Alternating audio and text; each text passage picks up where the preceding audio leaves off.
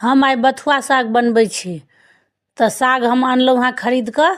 आब एहिके हम बिछै छी बढ़िआँसँ। आ बढ़िआँसँ बिछ देबै आ ओहिके बाद एहिके धो देबै। आब ई सागके हम धो देलिए। आब एहिके हम बनबै छी।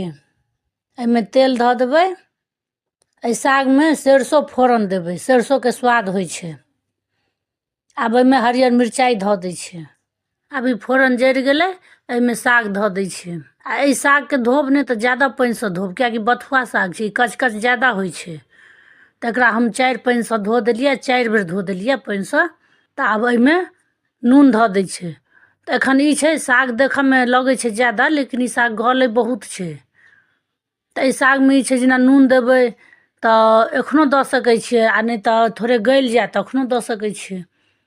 आ एहि सागके बीचमे यदि देख लेबै, मिलबैत रहबै सागके, एहिमे पानि यदि छुटि जाएत तहन पानि नहि देबै। आ नहि कहीं पानि छूटत तहन हल्का पानि धऽ देबै, जेकि सिद्ध भऽ जेतै बढ़िआँसँ।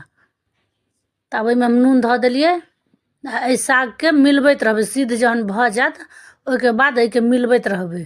आ गैसके हमेशा आधापर राखब। एकरा करछ लऽ कऽ बढ़िआँसँ सागके मिला दै छै, थुड़ि थुड़िकऽ मिला देबै बढ़िआँसँ।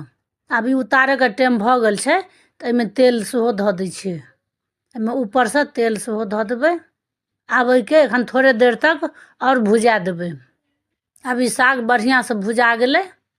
आ ई रुक्खो भऽ गेलै नीकसँ, आ बढ़िआँसँ भुजा गेल।